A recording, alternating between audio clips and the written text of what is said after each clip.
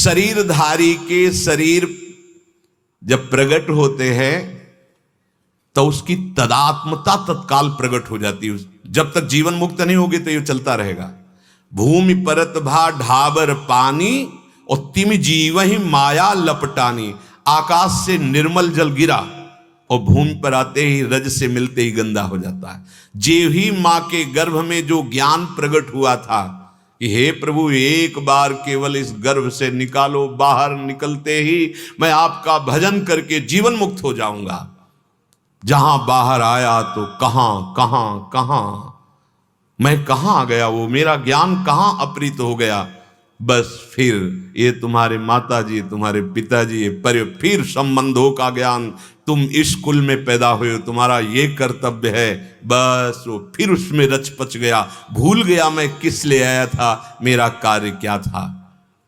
शरीरधारी के शरीर में जैसे पहले बाल्यावस्था आती है, पता नहीं चलता कब परिवर्तन हो गया युवावस्था का। आज तक किसी ने तारीख नोट की कि आज इतने बजे से इतनी तिथि को मैं जवानी शुरू हो गई, पता नहीं चला।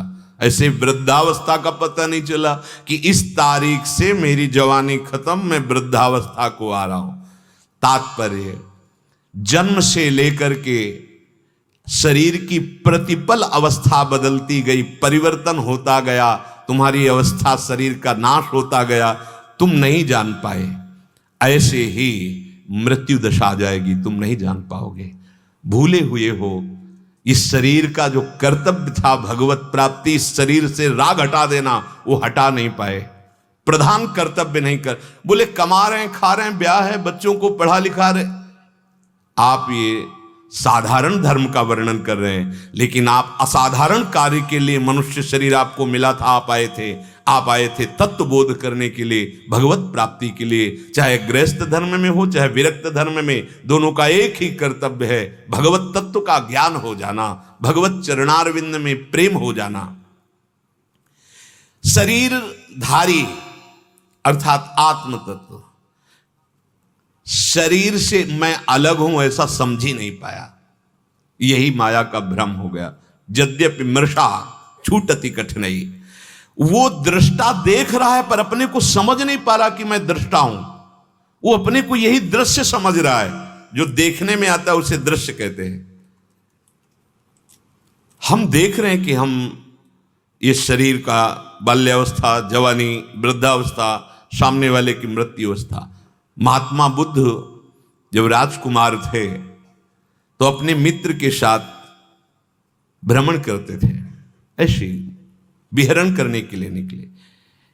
एक दिन देखा कि बहुत जीर्ण शीर्ण का एक लाठी लिए हुए पुरुष जा रहा है। तो उनको ये क्या है, महलों में रहने वाले, तो ये क्या है? बोले राजकुमार, ये जो आपकी यौवन अवस्था है इसके बाद ये अवस्था आती है। ऐसी अवस्था इस शरीर की आती है। दूसरे दिन देखा एक शव जा रहा था, रुकवाया, ये क्या है? और उनका उस अवस्था के बाद ये अवस्था आती है, तो हमारी भी आएगी। हाँ ये तो निश्चित है। फिर आखिरकार मैं हूं कौन? ये सब क्या है? रात्रि में भाग पड़े थे 9 शिशु, नवीन अवस्था की पत्नी, राजवैभव। बस जब भागे तो देखो दृढ़ निश्चय कितने जोर का, इहासने सुस्य तुम्हें शरीरम। पूज्यपाद उड़िया बाबा जी इसी श्लोक को सामने रखते थे और जर्जर देह हो गई थी महात्मा बुद्ध। उस वृक्ष के नीचे बैठकर दृढ़ निश्चय किया, जब तक आत्मबोध नहीं हो जाता, चाहे मांस गलित हो जाए, हड्डियां टूट जाएं, प्राण निकल जाएं, तब तक मैं नहीं उठूंगा। मैं जानना चाहता हूं मैं कौन हूं। उसी को बोध वृक्ष कहते हैं, जिसके अंदर भगवान बुद्ध को बोध हुआ। हम लोग बहुत कमजोर संकल्प वाले बन गए। चले तो हैं प्रभु के मार्ग में बिल्कुल लड़खड़ाते हुए, जिधर मनोरंजन की बात आई कर लेते हैं मनोरंजन। देख लिया, सुन लिया, चख लिया, सूंघ लिया, भोग लिया, तो गांठ वैसी की वैसी बनी रही। आपको लग रहा है मैं चल रहा हूं, एक कदम भी आप नहीं चल रहे, वहीं खड़े हैं। वहीं चलना तब होता है जब अंदर से कर्ता और भोक्ता भाव मिटने लगे, दृष्टा भाव आने लगे। ओहो, मैं रसेंद्री नहीं हूं कि स्वाद चख लूंगा, ये मन और इंद्री, रसेंद्री का विलास। मैं जनेंद्री नहीं हूं, मन और जनेंद्री का ये। मैं कोई प्राण नहीं हूं, मैं कोई त्वगेंद्री नहीं हूं। अब उसकी इंद्रियां उसको व्याकुल नहीं कर सकती। भगवान कह रहे न मुह्यति धीरस तत्र न मुह्यति, उसके अंदर ऐसा धैर्य जागृत हो जाता है, अब वो मोहित नहीं होता। शरीर की कुमार युवावस्था आदि जैसे बदलती, ऐसे ही ठीक मृत्यु होती है। आपको कई बार सत्संग में सुनने को मिला होगा, जिसको भगवत प्रेम प्राप्त हो जाता है या तत्व बोध हो जाता है, उसका शरीर ऐसे छूटता है जैसे विशाल गजराज के गले से मल्ली की माला, मालती की माला, जूही की माला, क्या ऐसे खसक गई, पता नहीं चला। स्थूल शरीर बालक से जवान एवं जवान से बूढ़ा हो जाता है। इन अवस्थाओं का कोई भी परिवर्तन किसी भी औषधि से रोक नहीं सकता, क्योंकि ये नाशवान है ना। ऐसे ही जो एक शरीर से दूसरे शरीर में जाना है, तब तक तुम रोक नहीं सकते, जब तक तुम्हें ज्ञान नहीं हो जाएगा शुद्ध, जब तक भगवत साक्षात्कार नहीं हो जाएगा। ये पुनरपि जननम पुनरपि मरणम पुनरपि जननी जठरे शयनम, ये पुण्य बल से नहीं रोक सकते, ये तप बल से नहीं रोक सकते। इसके लिए विशुद्ध बोध चाहिए। इसीलिए गोस्वामी जी कहते छूटिवे के जतन विशेष बाधे जाएगो, वह है विष भोजन जो सुधा सा खाएगो। मरना पड़ेगा मुक्त होने के लिए। मिला मान लो, बस ज्ञान हो गया, जैसे बर्ताव कर रहे हो वैसे। वह ऐसा नहीं होता क्यों ज्ञान हो गया तो कपड़ा लत्ता उतार करके वो मूर्ख बन करके। अरे वो ज्ञानी है, वो स्वांग करेगा बहुत, बिल्कुल परफेक्ट स्वांग। ऐसा थोड़ी होता है कि जिसे ज्ञान हो जाता है मनमानी आचरण करने लगता है। अज्ञानी मनमानी आचरण करता है, ज्ञानी का तो भगवत स्वरूप हो जाता है। जैसा शास्त्र उसके आचरण उसी से मिलते होंगे, उसका स्वभाव भगवत स्वरूप हो जाता है। जैसे स्थूल शरीर के रहते ही कुमार युवा अवस्थाएं होती हैं, तुम्हें कोई दुख नहीं हुआ, पर ज्यादा तन्मयता तो होने लगेगा दुख कि यार जवानी गई, अब बुढ़ापा आ गया, बड़ा दुख भोगने पड़ेगा। लेकिन कुमार अवस्था से जवानी आई, आपको दुख नहीं हुआ। आप उत्सव मनाते हैं बर्थडे का, हम नहीं कहते कि आप खुशी ना हो, लेकिन ऐसी खुशी क्या जो दुख को ना मिटा पावे। हमें तो लगता है उस दिन शोक करना चाहिए। एक वर्ष चला गया, लेकिन जिस काम के लिए आए थे वो काम नहीं हुआ। हमारा काम था दुखों से मुक्त होना, शोक चिंताओं से मुक्त होना, और हमने उसका उपाय समझा धन, उसका उपाय समझा पद, उसका उपाय समझा लोक व्यवहार। नहीं, ये सब नाशवान है। कोई अय अविनाशी, तुझे ये कोई सुख नहीं दे सकते।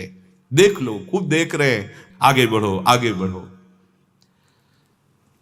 तो सुख, जैसे स्थूल शरीर का परिवर्तन होता है, वैसे सूक्ष्म शरीर का भी परिवर्तन होता जाता है, कारण शरीर का भी परिवर्तन होता जाता है। पर स्थूल बुद्धि होने के कारण आप उसे पकड़ नहीं पाते हैं। स्थूल शरीर के रहते कुमार अवस्थाओं को तो आप पकड़ लेते हैं कि कुमार से यौवन, यौवन से वृद्धावस्था, लेकिन सूक्ष्म दृष्टि को आप नहीं पकड़ पाते, सूक्ष्म शरीर को। जैसे आप स्थूल शरीर में जवान हुए तो सूक्ष्म शरीर में स्वप्न जवानी का आएगा, बालक का नहीं आएगा। पकड़ लिया, परिवर्तन हो गया। जैसे ये शरीर जब सन्यास वेश से युक्त था तो स्वप्न में सन्यासी आते थे, स्वप्न में हम अपने को सन्यासी देखते थे, अब कभी सन्यासी नहीं दे, मतलब सूक्ष्म का भी परिवर्तन हो गया। अपने जिस आचरण से स्थूल शरीर को रखते हैं वही सूक्ष्म पर प्रकाश पड़ता, वही स्वभाव बन जाता है। अब पापाचरण करते हो स्थूल से तो सूक्ष्म भी पाप संकल्प वाला बन जाता है, स्वभाव भी आसुरी बन जाता है।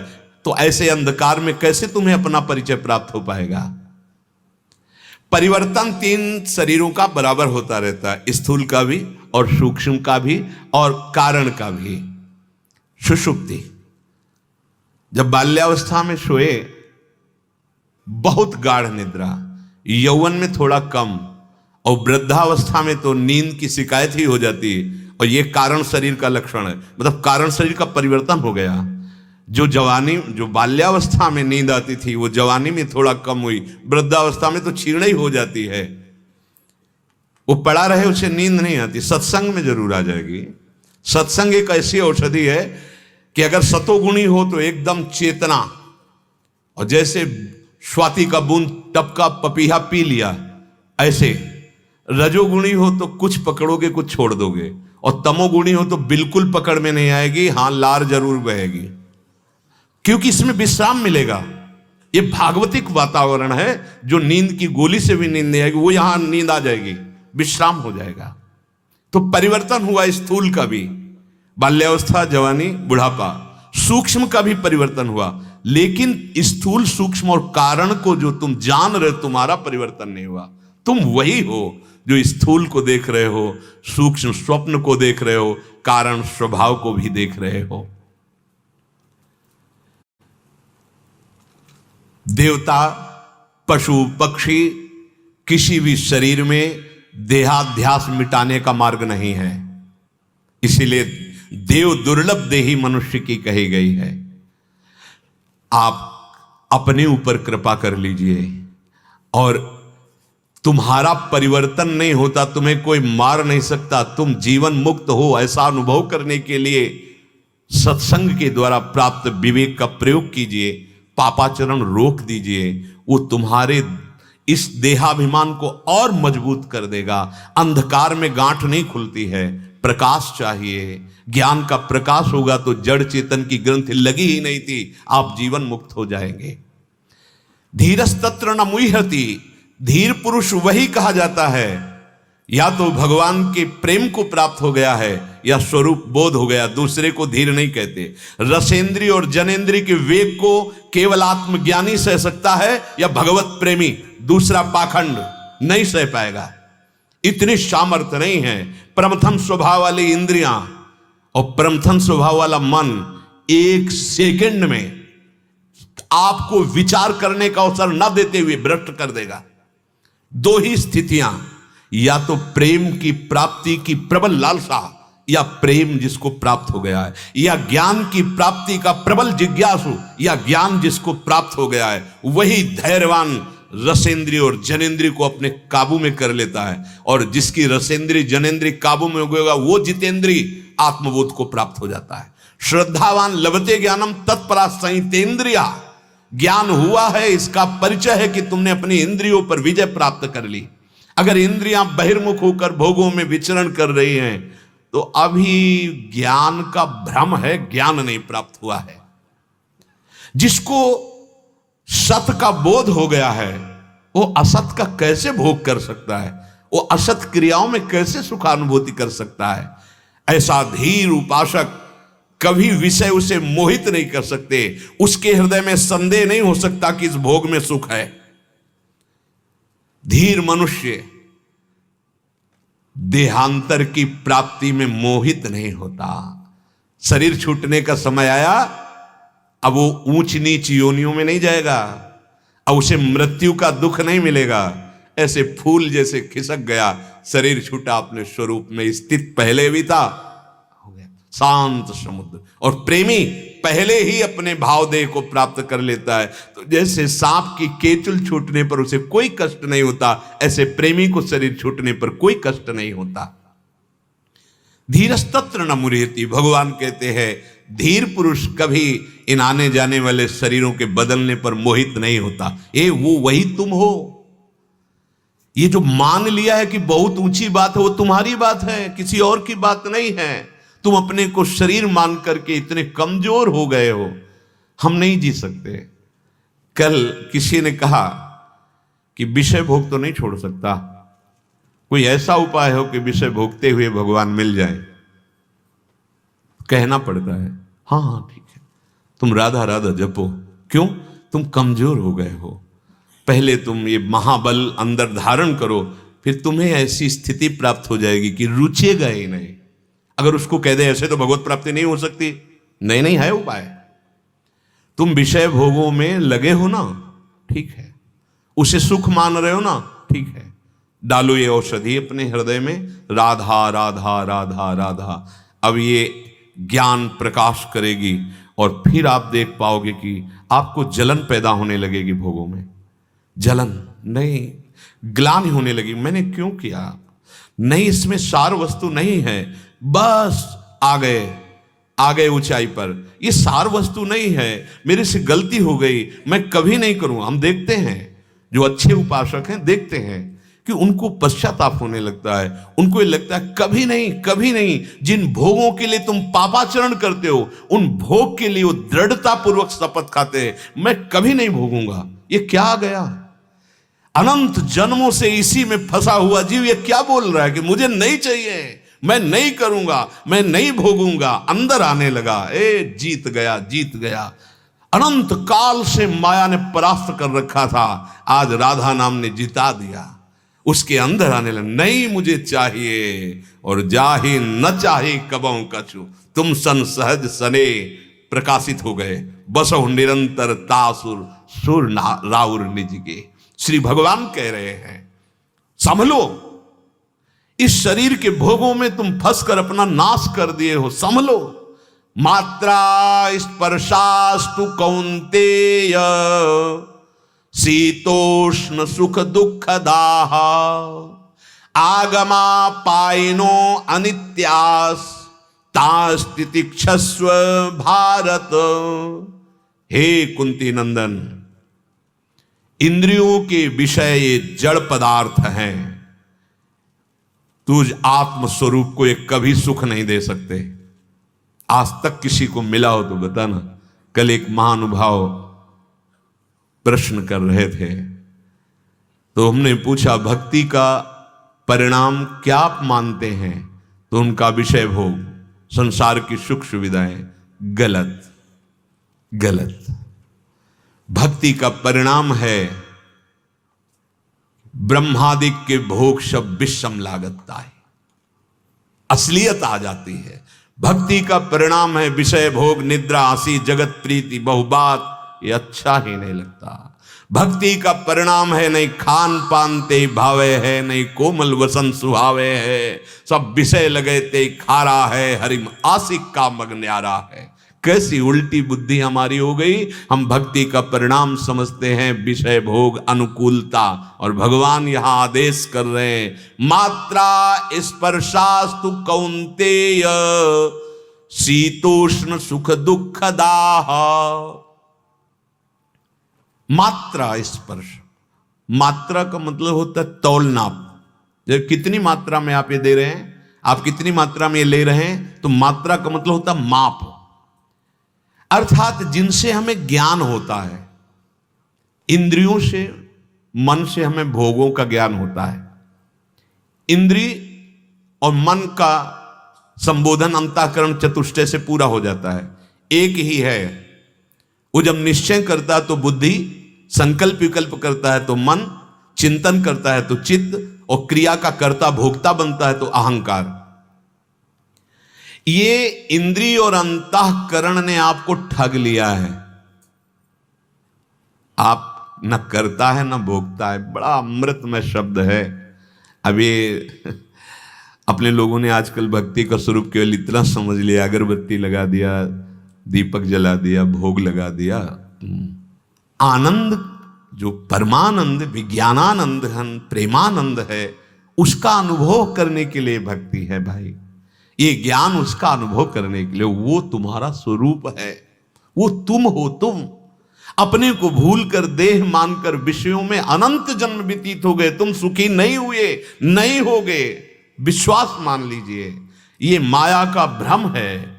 ये जब तक भ्रम नहीं जाएगा तब तक तुम सुखी नहीं हो सकते। चिंता, शोक, भय, मृत्यु ये बार बार हमको सताते रहेंगे। भगवान आदेश कर रहे हैं, मात्रा स्पर्शाह, अर्थात मन जो 5 ज्ञानेंद्रियों के साथ 5 कर्मेंद्रियों से भोग क्रियाएं कर रहा है, तुम्हें कभी सुख नहीं मिलेगा।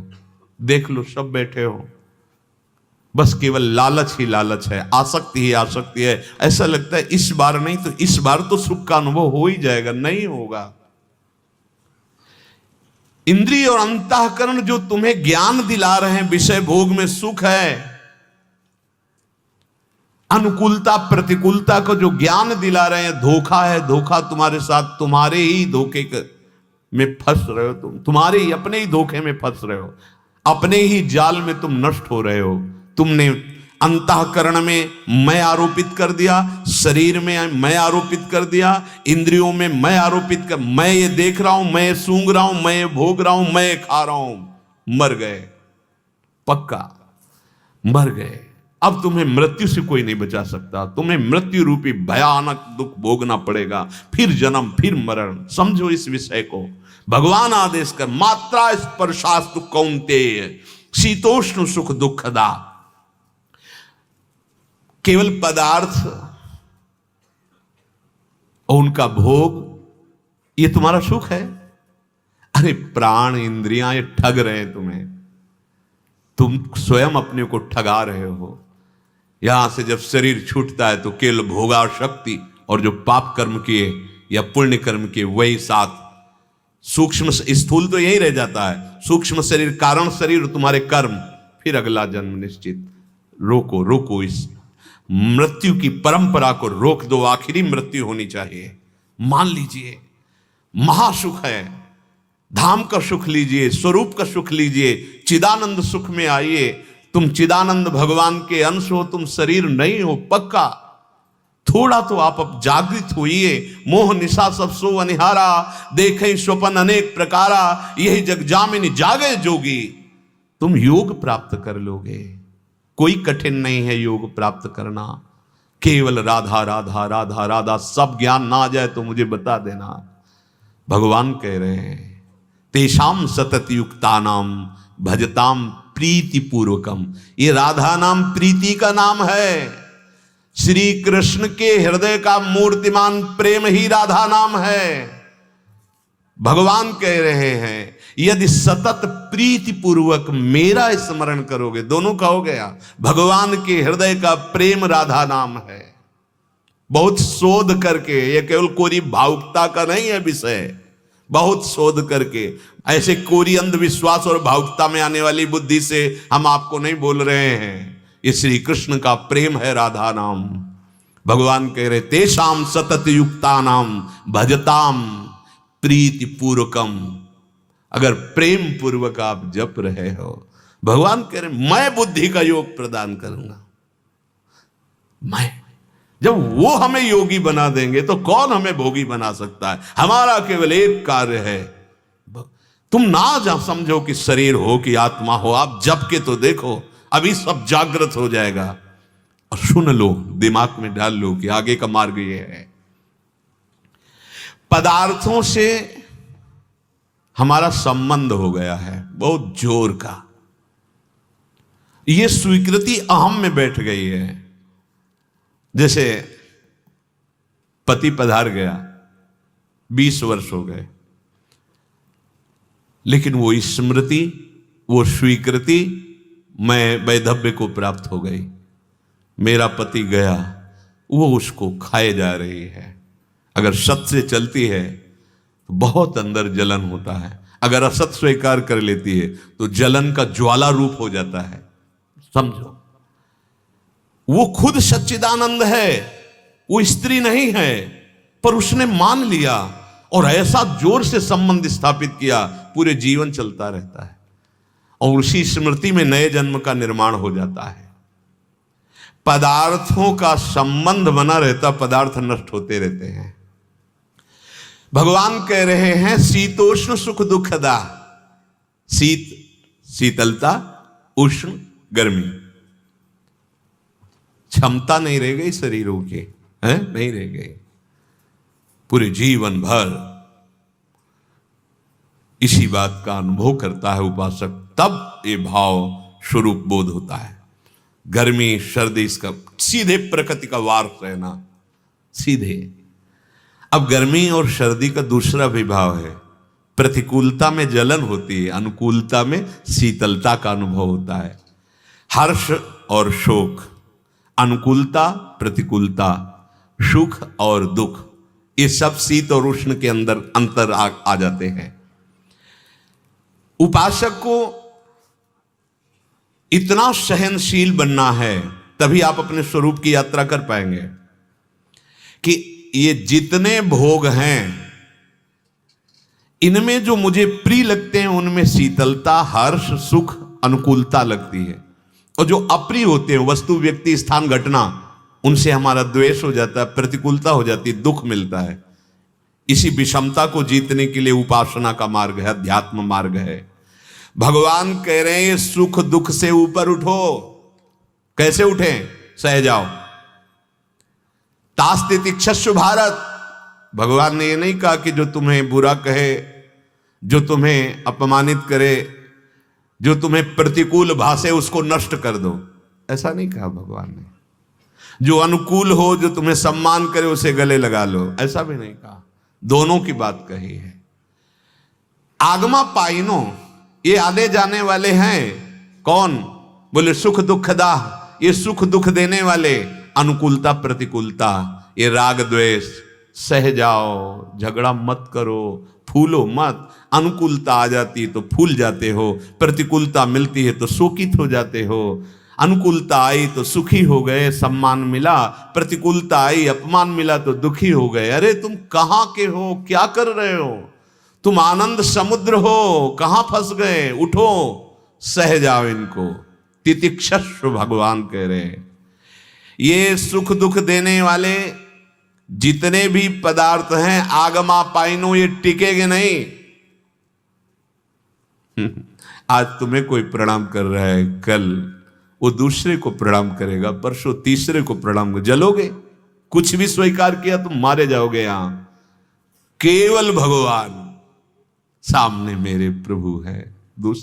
बहुत समझने की जरूरत है। तुम्हें परम सुखी करने की बात भगवान कह रहे हैं। ये अनुकूलता प्रतिकूलता, ये सुख दुख, ये मान सम्मान, ये द्वंद्व है, ये विषमता है। तुम्हारा स्वरूप सम है, ये विषम है। इसी को जीतो। जीत विषम संसार, कीर्ति जग बिस्तरे। बिस्तरे सब जग विमल कीरति, साधु संगति नाटरे, बास वृंदा विपिन पावे। श्री राधिका जो कृपा करे, किसके लिए? जो निरंतर नाम जप कर रहा है। जय जय श्री हरिवंश नाम गुण गाई है, प्रेम लक्षणा भक्ति सुदृढ़ कर पाई है। अरु बाढ़े रस रीति, प्रीति चित नाटरे, जीत विषम संसार, कीर्ति जग बिस्तरे। इसी में फंसा है पूरा चराचर जगत फंसा है। काहे को व्यर्थ में आम पोषण कर रहे हो? भगवान कह रहे आगमा पाइन, ये जितने भी सुख दुख हैं ये टिकेंगे नहीं। आज सुख आया है, हर्षित मत हो, दुख आने वाला तैयार हो जाओ। अगर सुख का भोग नहीं किया तो दुख तुम्हें परास्त नहीं कर पाएगा। ये आद्यंत वाले हैं, इनमें राजी मत हो। सारा का सारा मनुष्य समुदाय केवल इसी में लगा हुआ है। अंदर की बात देख लो। यही विचार में अहंकार विष है जो भगवत प्राप्ति नहीं होने दे रहा। कोई भी नहीं ठहरेगा तुम्हारे पास, न सुख ठहरेगा न दुख ठहरेगा, न मान ठहरेगा न अपमान ठहरेगा। ये जाने वाले हैं। आगमा पाइनो, भगवान कह रहे, तो तुम कैसे रोक सकते हो? कितना भी आप उपाय कर लो, नहीं टिकेगा। सह जाओ। निकल गया। गंदी हवा, गर्म हवा, सुगंधित हवा, यात्री की यात्रा रुकती नहीं इन पर। जैसा भी वो क्रॉस करता चला जाता। जैसे वायु है, कहीं मल से युक्त वातावरण से निकलती, कहीं पुष्पों से निकलती, लेकिन उसका कार्य है प्रवाहित होना। वो प्रवाहित होती रहती है। उसका गंध गुण नहीं, गंध गुण पृथ्वी का है। ऐसे उपासक निरपेक्ष सम रहता है। सुख दुख, मान अपमान, लाभ हानि। अभी स्थिति नहीं आई तो सहो। भगवान कह रहे हैं ये आगमा पाइनो अनित्यास्ता तितिक्षस्व भारत, ये नाशवान है। यहां जितना भी देख रहे हो पहले नहीं था, जितना भी देख रहे हो बाद में नहीं रहेगा। गोचर जहां लग मन जाई, ये सब बीच में भास रहा है, प्रतिक्षण मर रहा है। अज्ञान के कारण नहीं पता चल रहा। हम हैप्पी बर्थडे मनाते हैं कि हम बढ़ गए, बढ़ नहीं गए, घाटे में हो गए। 12 महीने तुम्हारे जीवन से गए। 12 महीने क्या किया? 12 महीने कौन सी आपने ऐसी अविनाशी वृत्ति प्राप्त की? नहीं, वो हर्ष मनाते हैं, नाचते हैं, यही है।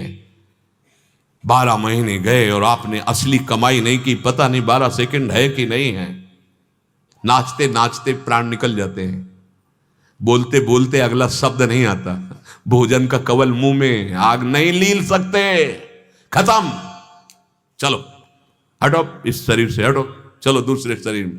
तेरा क्या बस, ऐसा बन जा कि ये शरीरों का चक्र खत्म कर दे और अपने स्वरूप में आ जा। देख, ये पहले उत्पत्ति से पहले नहीं था कोई शरीर, ये इनका विनाश होगा, ये भी नहीं रहेंगे बाद में। तू पहले भी था, अब भी है, बाद में भी रहेगा, अपने को समझ ले।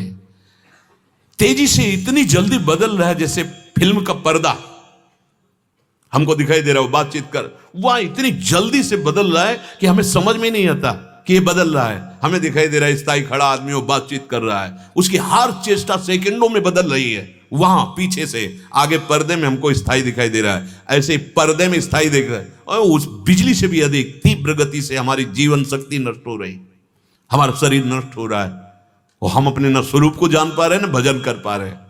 हे हम अमुक, हम अमुक, हम अमुक, तू कुछ नहीं है, सच्चिदानंद प्रभु है तू।